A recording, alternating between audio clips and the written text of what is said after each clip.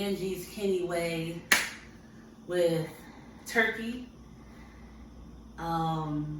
noodles, some bok choy on the side, some wontons. This is one thing that we are really, really missing here in New Orleans. Not that there isn't ramen, but there's not the ramen we need. Okay?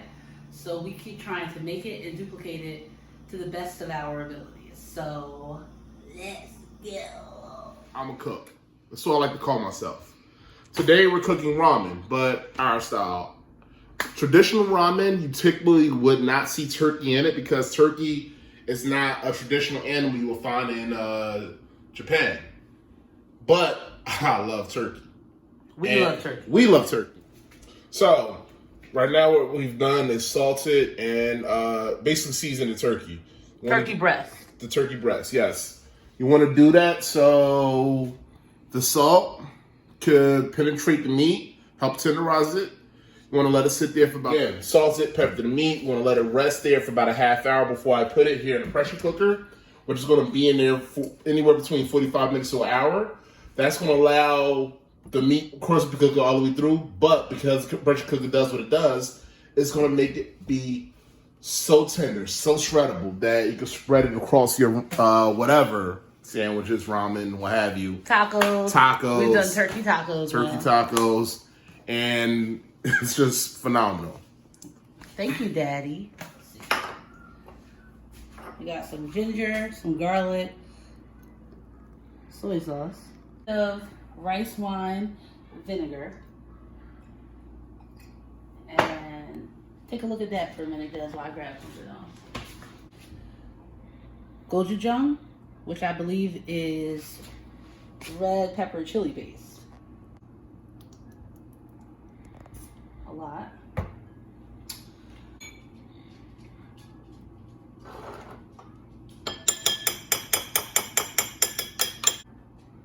little bit more. So let's swerve this around. I'm gonna put a little bit more salt in there.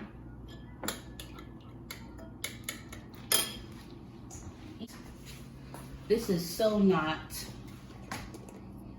Asian, but this is it has sesame seeds in it. It's good. You can put on everything, and we do. Oh shit!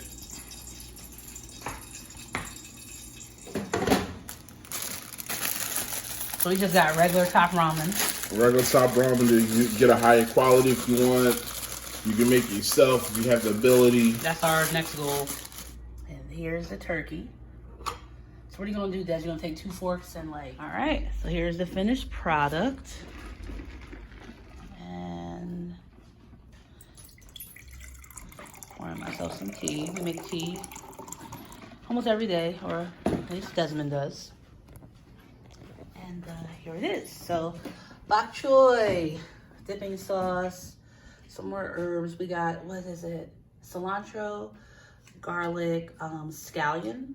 There's some other things in there, babe? Basil, thyme, and green onion. Right. Here's our ramen. Those are Chinese garlic. Okay. Here's our ramen. Noodles in there, star anise.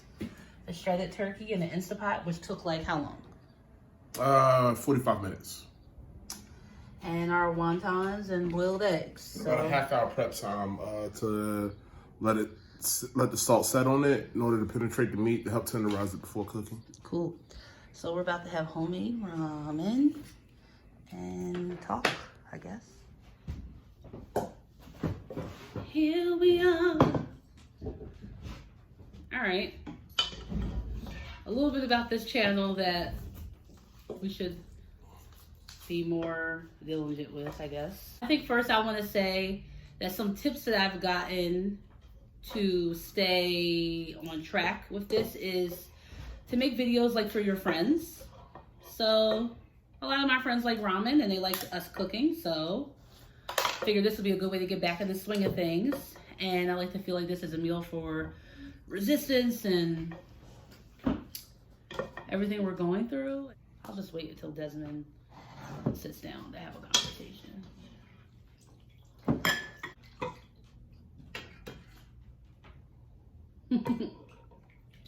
There it is, folks. I did it.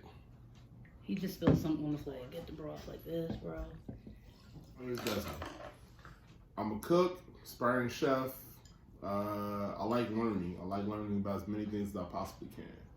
The first thing I would like to say about this channel, I guess, this is a lifestyle blog. We will be eating from here time to time, cook some awesome meals, but this is not a food blog.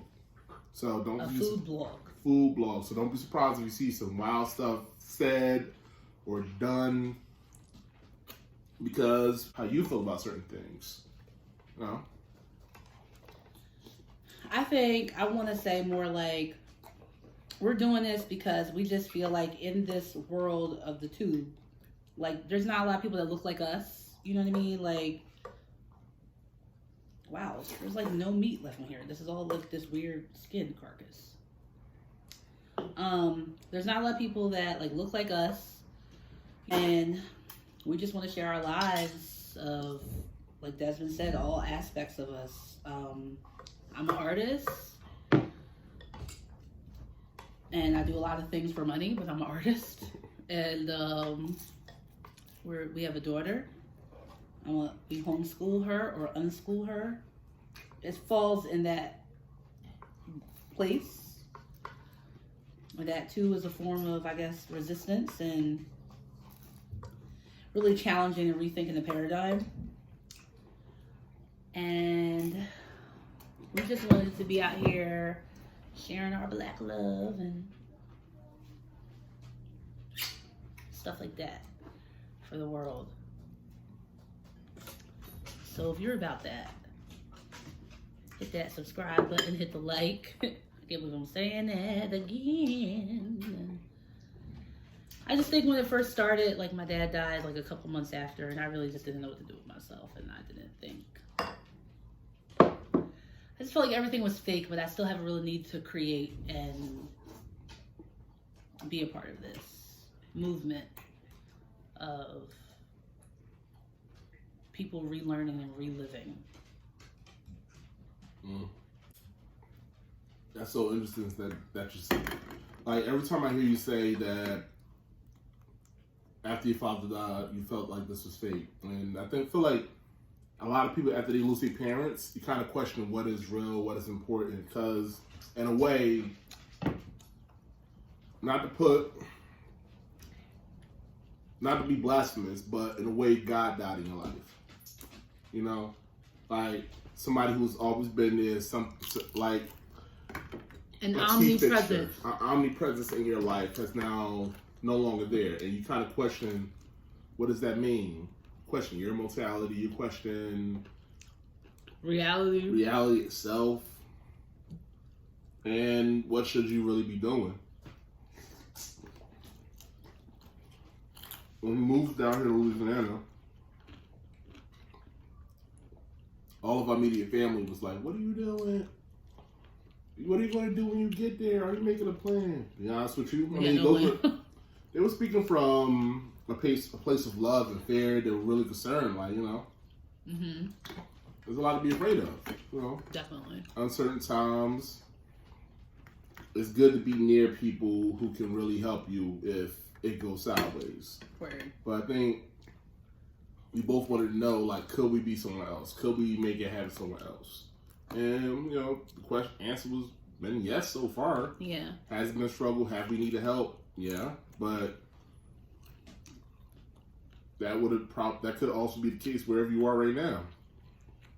Mm-hmm. Like, back home I have so many friends who just died. Some were killed, some died of natural causes, and I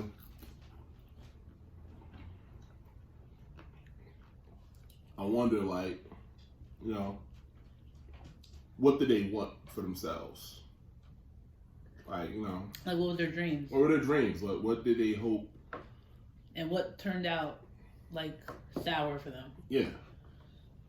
Because you hope that before you die that, you know, you feel fulfilled. You accomplish something, you feel fulfilled. You feel like, okay, it's time. I'm ready to go. But that's not the reality of how life works. Life more often than not, abruptly just ends. And often those left behind are left with a lot of questions. Yeah. And I think that we were questioning a lot of stuff while we were home. We were just like, why are we working these like 3 to 5 jobs and like to live in a tiny apartment, and we hardly spent time together, and we bickered a lot. We fought a lot. Really didn't get to spend time with Harper like that.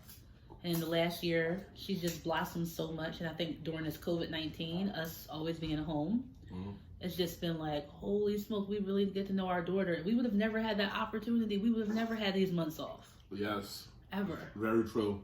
I mean, I didn't realize how much I was really working until the past few months. This has been a blessing for sure. Like, cause I see things in her that I see in myself, and also I see things that need to be corrected before they become big problems. Yeah. Don't be too proud of your kid to recognize their shortcomings and know how to be honest with them to like help them control themselves, but don't go crazy, go upside somebody's head. So good. Just talk. You'd be surprised how well they listen. Communicate. And like with the unschooling thing, we really like set to look at her as a whole person. Mm-hmm. You know what I mean? Like, she's not bad. She's not good. She's a person. She's complicated. A complicated being, and has needs and wants and desires, and it's our job to help fulfill them and bring them to life. You know, and not to put her down for anything. And to just love her for where she is all the time. I also think that,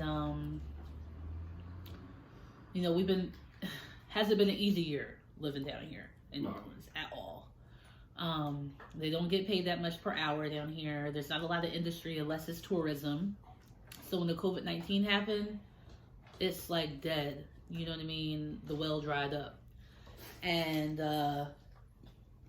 we've been kind of displaced from house to house, and not going to really get into that right now, but we're about to move again, and we're thinking about really embarking on some traveling.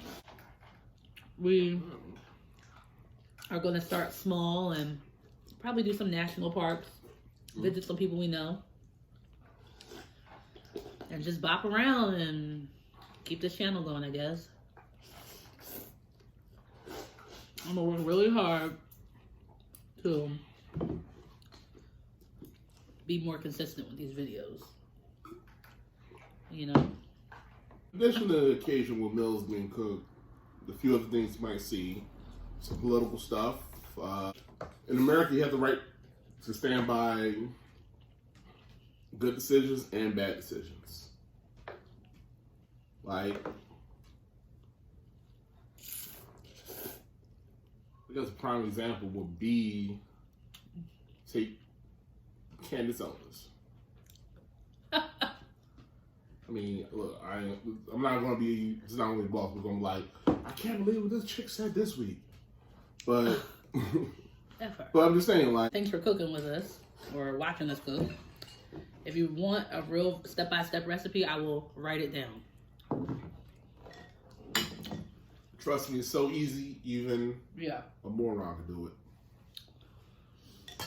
Shout out to all those morons out there. Alright. Thanks for watching. That was 24 minutes long. Definitely has to be edited. You heard? Alright, well, you gotta go tap. Nah, babe, you're done. You have to go tap. You got to lick it before you stick it. You got to love it.